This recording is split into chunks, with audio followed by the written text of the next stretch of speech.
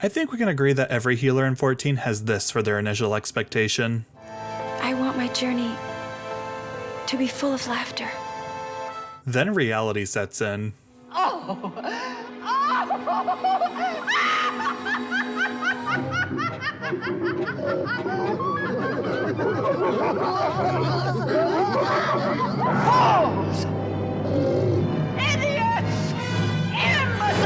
So today we're going to examine the history of Final Fantasy's most iconic support job. If you've never played a Final Fantasy game outside of 14, some of these factoids might blow your mind. For starters, would you believe that healing is maybe a third of White Mage's kit in other games?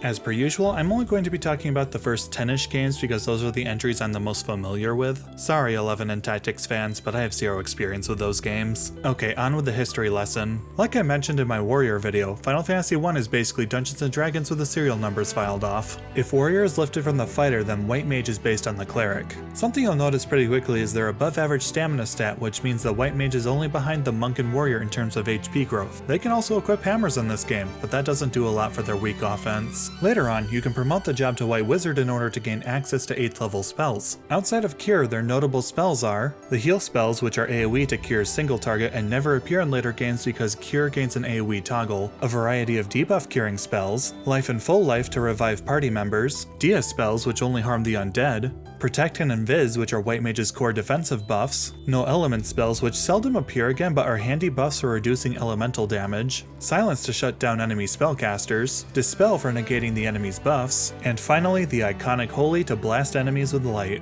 Given the spell list and their stats, the White Mage functions as the party's defensive cornerstone, and you can't talk about this job in Final Fantasy 1 without mentioning the 4 White Mages challenge, which I don't personally recommend unless you enjoy combat that is slow and grindy.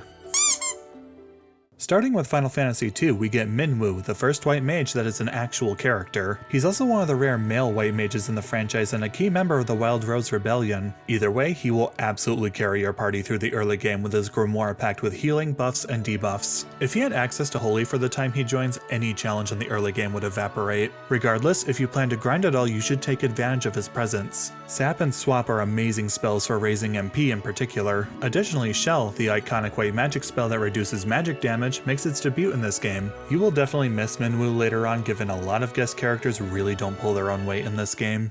What happened? I slipped on an ice cube and got covered in boo-boos. Boo-boos, eh? I think you guys want that hospital. Weenie Hut General! Final Fantasy III's White Mage can be seen as a somewhat improved version of its Final Fantasy I iteration. It's much squishier and can't wield hammers in this game, but has superior offense with access to the wind spell Arrow. Being wind elemental, this is very handy against flying enemies. White magic is particularly important in this game because Mini and Toad are crucial for getting into certain areas. I honestly wish they had used this idea in more mainline entries because it really shakes up the exploration. Funnily enough, Mini actually functions as an instant kill on monsters in this game. In later games, it simply nukes a monster's physical stats. SpongeBob! Hey, SpongeBob! Hi, SpongeBob!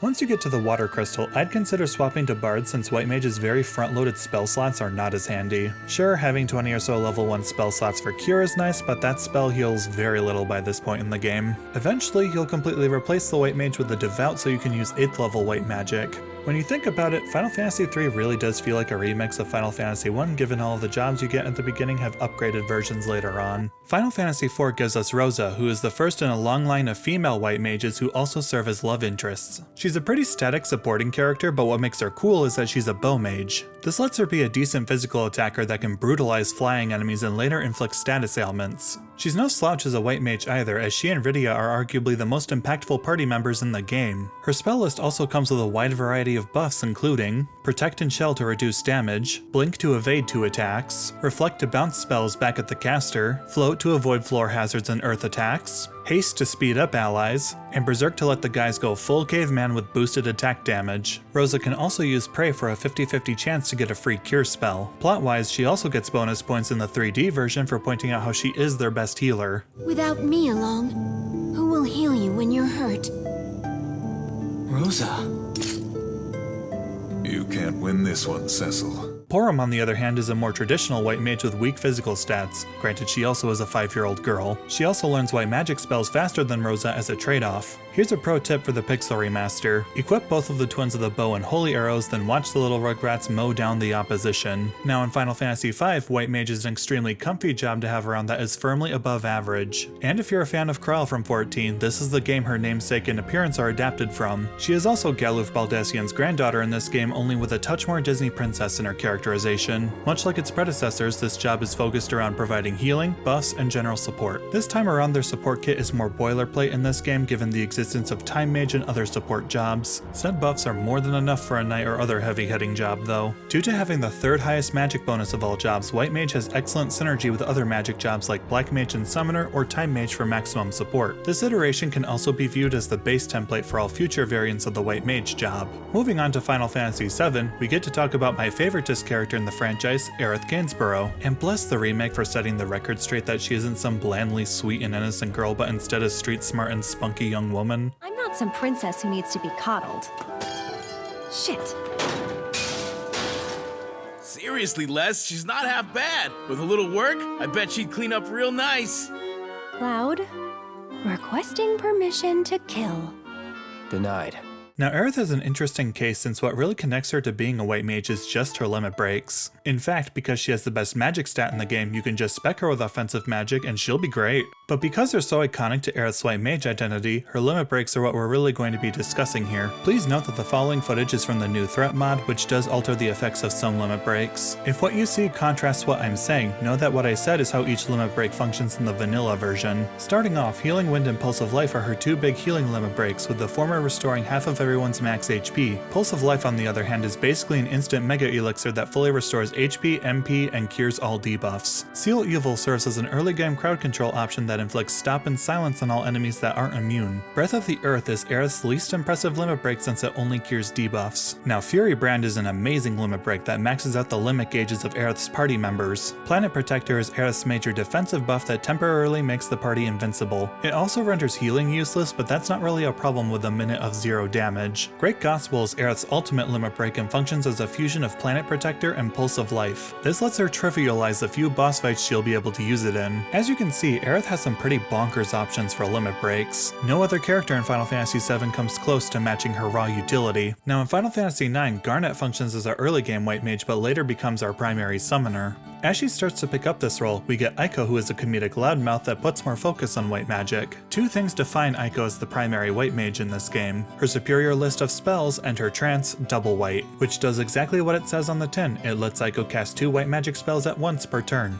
Now you could be boring and just double up on your healing, or you can double cast your buff spells like Haste and Might. It's easy for players to prefer Eiko over Garnet since she doesn't suffer from being unreliable for half a disc and requires less investment to be effective. At the same time, however, if you equip your party with these auto abilities, her vast array of support becomes much less needed. This doesn't impact Garnet nearly as much because she can just fully commit to offense with summoning. It can also be hard to maximize Eiko's utility due to combat being so slow in this game. But all of this doesn't make her useless. Her main advantage at this point will be Might, which increases physical damage and doesn't wear off even if the party member is KO'd. This is an extremely nice perk to have in a game that heavily favors the martial characters in the endgame. Garnet can do something similar with her Berserk spell, but you lose control of the character you target as a trade-off. When you compare white magic lists, Garnet's unique spells are mostly debuffs and scan, while Eiko has a lot of the traditional late game spells. Overall, the choice between Garnet and Eiko will come down to player preference and how much grinding you plan to do. If you're looking to just breeze through the story, Eiko is a very stable pick, while Garnet can really shine when invested in. And with Final Fantasy X, we get another summoner white mage hybrid in Yuna. Now compared to previous white mages, Yuna breaks the mold a bit with her high agility. This makes it easy to tag her in and out of combat as needed for her support, and a large chunk of the white magic spells she'll learn are defensive buffs that either negate or reduce damage. Of note, the no element spells come back after a long hiatus and have been retooled into one-time damage prevention buffs for their given element. They sound situational, but the game is really good at keeping them relevant, and they are especially useful in quite a few boss fights. The one thing I do find odd though is the lack of undead enemies until very late in the game, despite death being a central part of the story.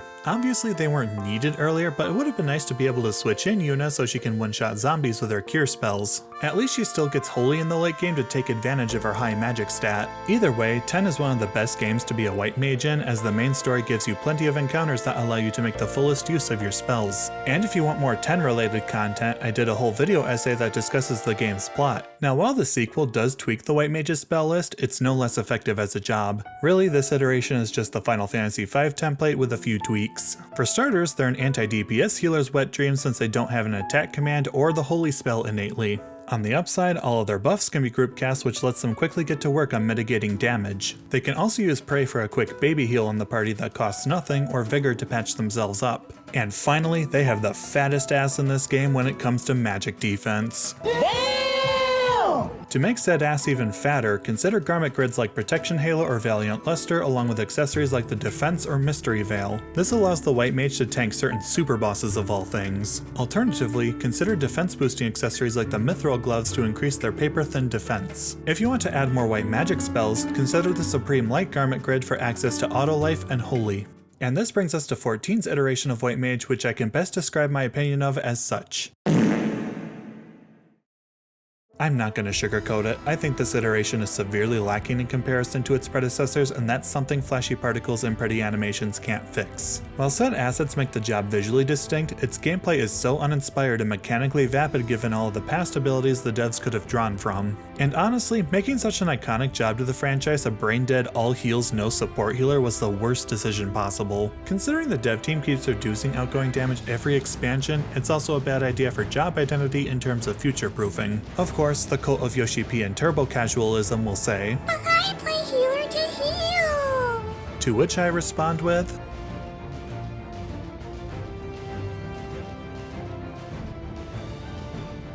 sorry cure bots and heal sluts, I am not your champion. Now there's nothing wrong with enjoying the healing aspect of healers. It's a power fantasy that's attractive to the innately compassionate, but it's frustrating that this fantasy is used to drag all of the healers down so they can't have more interesting and proactive support tools. And to make it clear, I don't hate 14's version of the job, I'm just disappointed. At this point, I've accepted that if I want a fulfilling experience with White Mage, I'm only going to find it outside of 14. And instead of making more videos with suggestions that the dev team would likely brush off, I'm channeling that creative energy into resurrecting my little RPG project in the Unreal Engine. Hopefully for any of you watching that feel similarly, this video intrigued you to try some of the other Final Fantasy games. As you can see with White Mage's history in the franchise, it was never a healer that only heals. A huge part of what made the job so effective over the series is due to the variety of buffs and debuffs to supplement their healing magic. If you enjoyed this little Final Fantasy history lesson, please leave a like, comment, and subscribe.